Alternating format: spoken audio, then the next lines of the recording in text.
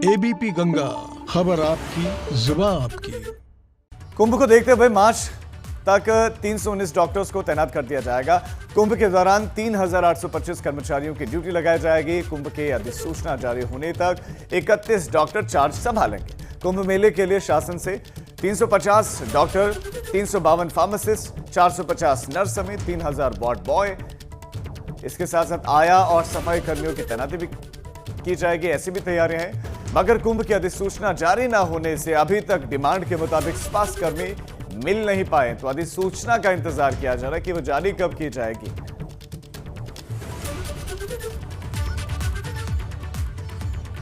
हरिद्वार के कुंभ मेले के लिए रेलवे ने बड़ी तैयारी की है। आज रेलवे देश के कोने कोने से 1500 कर्मचारियों को तैनात करेगा, जिनकी वजह से देश भर से कुंभ में शामिल होने वाले श्रद्धालुओं को भाषा से जुड़ी हुई कोई परेशानी पेश नहीं आएगी।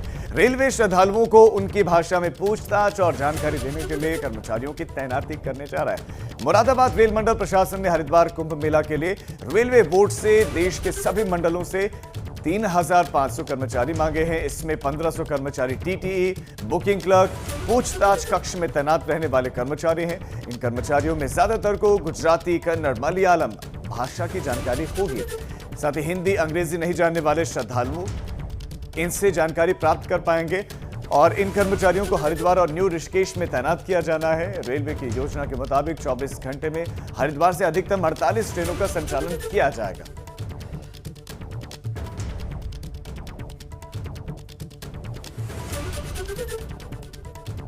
और इस खबर पर हमारे साथ हमारे संवाददाता पंकज राणा जुड़ गए हैं, हरिद्वार से हमारे साथ जुड़े हैं। पंकज, कुंभ में दूसरे देशों से या फिर दक्षिण भारत से भी आने वाले लोगों को भाषा से संबंधित कोई परेशानी नहीं होगी, तो ऐसे में कुल कितनी नियुक्तियां होंगी और कौन कौन सी भाषाएं वो जानेंगे? यानी कि देश में जितनी भी भाषाएं और बोलियां हैं, कोई भी आएगा तो कोई समस्या उनको नहीं होगी हरिद्वार में? बिल्कुल राज जी, देखिए उत्तराखंड में कुंभ का जो आयोजन है ये बहुत बड़ा आयोजन माना जा रहा है और इस लिहाज से तमाम तरह की व्यवस्थाएं हरिद्वार में की जा रही हैं, चाहे वो स्वास्थ्य से संबंधित हो या रेलवे से संबंधित हो या इसके अलावा तमाम जो यहाँ पर निर्माण कार्य किए जा रहे हैं उनकी बात हो। तमाम जो कार्यक्रम है यहाँ पर किए जा रहे हैं, उसी तर्ज पर रेलवे प्रशासन ने ये बड़ा निर्णय लिया है कि जो यहाँ पर देश और विदेश से या देश के अलग अलग राज्यों से जो यहाँ पर श्रद्धालु आएंगे उनको भाषा के तौर पर किसी की तरह की दिक्कत ना हो, तो इसलिए रेलवे प्रशासन अलग से उन तमाम भाषा से जो जानकारी रखता है उनके तमाम कर्मचारियों को यहाँ तैनात करने जा रहा है, ताकि देश विदेश के तमाम जो श्रद्धालु यहाँ हैं उनको यदि किसी तरह की दिक्कत यहाँ होती है तो वो उनकी जानकारी उनसे ले सकें। तकरीबन 1500 कर्मचारियों को तैनात करने की बात यहाँ चल रही है रेलवे प्रशासन द्वारा। इसके साथ साथ ही ये भी साफ तौर पर कहा जा सकता है कि रेलवे अपनी तरफ से ये तैयारी इसलिए भी कर रहा है क्योंकि देश विदेश से श्रद्धालु आएंगे, उनको तमाम भाषाओं का ज्ञान नहीं होता है। यदि कोई मलयालम से आए या तमिलनाडु से आएगा, पश्चिम बंगाल से आएगा या दूसरे देश के अलग अलग हिस्सों से लोग आएंगे,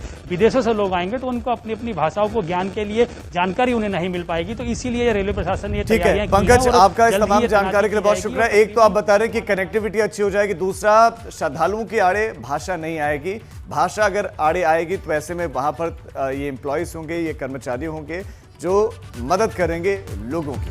आगे बढ़ रहे कुंभ के आयोजन को लेकर अखाड़ा परिषद के अध्यक्ष नरेंद्र गिरी समेत तमाम संतों ने मुख्यमंत्री त्रिवेंद्र सिंह रावत से मुलाकात की और महाकुंभ के आयोजन को लेकर अखिल भारतीय अखाड़ा परिषद अपनी नाराजगी जाहिर कर चुका है। कुंभ के कार्यों में सरकार से तेजी लाने की मांग की है। हो सकेगा हम लोग तैयारी करेंगे और कुंभ दिव्य भव्य कराएंगे, ये बात हुई है। एक भी शाही स्नान के विषय में भी और आने वाले जितने भी श्रद्धालु उनके विषय में, शौचालय के विषय में, मूलभूत सुविधा जो भी है और बिजली की व्यवस्था, पानी की व्यवस्था, शौचालय की सब बारे चर्चा हुई है। समय कम है और मुझे लगता है कि मेला अधिकारी भी अब गति भी लगाए हैं और पूरा विश्वास है कि मेला सही समय पर हो जाएगा और सब लोग मेला में आएंगे। आदरणीय सीएम त्रिवेंद्र सिंह रावत जी ने कहा कि पूज्य स्वामी जी, हम कुंभ को कोरोना को ध्यान में रखते हुए कितने सुंदर कर सकते हैं, हम उसको करने का प्रयास करेंगे। पूज्य नरेंद्र गिरी जी महाराज अखिल भारतीय अखाड़ा परिषद के राष्ट्रीय अध्यक्ष हैं। इन्होंने कहा कि सीएम साहब सभी महात्माओं की इच्छा है कि कुंभ दिव्य और सुंदर हो, लेकिन किसी प्रकार का किसी भी व्यक्ति को कोई तकलीफ ना हो। मुझे लगता है कि सीएम साहब का भाव है कि कुंभ अच्छा हो, अपितु कोविड को ध्यान में रख कर के कुंभ कराया जाए तो अच्छा रहेगा। पौड़ी में रह रहे नेपाली मूल के एक परिवार ने उसकी नाबालिग लड़की के साथ रेप का आरोप लगा है। पीड़ित परिवार ने इसके लिए थाने में तहरीर दी है। आरोप है कि लड़की के साथ 2 युवकों ने रेप किया है, जिसमें एक आरोपी नाबालिग है। पीड़ित परिवार की शिकायत पर पुलिस ने मुकदमा दर्ज कर लिया है और साथ ही आरोपियों को भी पुलिस ने हिरासत में ले लिया है। नेपाली मूल का एक परिवार रहता है जिनकी नाबालिग बेटी है, तो उनकी माता की तरफ से जो मुकदमा लिखाया गया था रात में, जिसमें उन्होंने 2 व्यक्तियों पर आरोप लगाया था कि उनके द्वारा उनकी बेटी के साथ दुष्कर्म किया गया है। इस संबंध में हमारे यहाँ धारा 376, 3/4 पोक्सो एक्ट और 506 IPC में मुकदमा दर्ज किया गया है। दिल्ली देहरादून एक्सप्रेस वे निर्माण का रास्ता साफ हो गया है। एक्सप्रेस वे को केंद्र से पर्यावरणीय मंजूरी मिल गई है। भारतीय वन्यजीव बोर्ड ने परमिशन दे दी है। परमिशन मिलने के बाद अब रास्ता पूरी तरह से साफ। National highway authority of India ने इस प्रोजेक्ट को 2019 में मंजूरी दी थी। दिल्ली से देहरादून तक 180 किलोमीटर का लंबा एक्सप्रेस वे बनना है। तो एक्सप्रेस वे बनने के बाद से दिल्ली से देहरादून की दूरी तो कम हो ही जाएगी कम वक्त में। इसके साथ साथ हिमाचल जाने वालों को भी बताया जा रहा है कि इस मार्ग से बड़ा फायदा मिलेगा। गढ़वाल मंडल का विशेष तौर पर इस एक्सप्रेसवे से विकास हो सकेगा। टूरिस्ट कम वक्त में दिल्ली से बिना कहीं किसी शहर में गए हुए यूपी के सीधा उत्तराखंड पहुंच सकते हैं। बागेश्वर में जिलाधिकारी विनीत कुमार ने जिला अस्पताल का औचक निरीक्षण कर डॉक्टरों के बिना बताए अवकाश पर जाने पर कड़ी नाराजगी जताई। निरीक्षण के दौरान डीएम को अस्पताल में तमाम अव्यवस्थाएं देखने को मिली। इस दौरान लंबी छुट्टियों पर गए डॉक्टरों की कारगुजारी पर डीएम ने कड़ी नाराजगी जताते हुए 5 डॉक्टरों और 4 कर्मचारियों का 1 दिन का वेतन काटने के निर्देश दिए।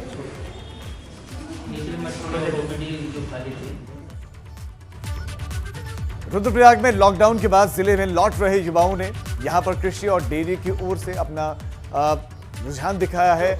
इस ओर अपना स्वरोजगार शुरू किया। तो वहीं तल्ला नागपुर पट्टी के नारे गांव निवासी हरिभाई मलवाल ने मिसाल पेश की है।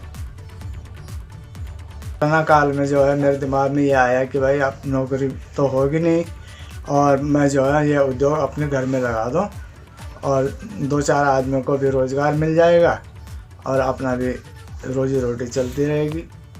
और बुक सेलरों से भी सबसे संपर्क किया, सब लोग जो है खुश हैं। खटीमा में से सुरई रेंज के खखरा नाले के 2 किलोमीटर क्षेत्र में क्रोकोडाइल सफारी बनाने का काम शुरू हो रहा है। क्रोकोडाइल सफारी के फर्स्ट फेज में वन विभाग काफी तेजी से काम कर रहा है। सुरई रेंज वन्य जीवों से भरा है, इसीलिए वन विभाग इसे पर्यटन हब बनाए जाने की तैयारियों में जुट गया है। एक बात बताना, को पता है ये इधर से जो है ना आगे वाला, ये तो मैंने उस साइड उस दिन देखा था। तो चमोली में नंदा देवी के सिद्धपीठ कुरुड़ क्षेत्र को जोड़ने वाले नंदप्रयाग घाट सड़क के 1.5 लेन निर्माण की मांग को लेकर घाट और कर्णप्रयाग विकासखंड के 70 ग्राम पंचायतों के 7,000 से ज्यादा ग्रामीणों ने मानव श्रृंखला बनाकर सरकार को चेताया।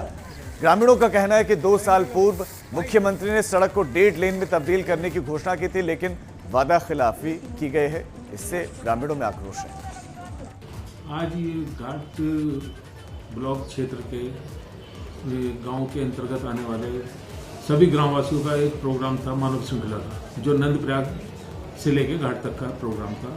इन्होंने मानव श्रृंखला बनाई, अच्छी शांतिपूर्वक इनका प्रोग्राम रहा।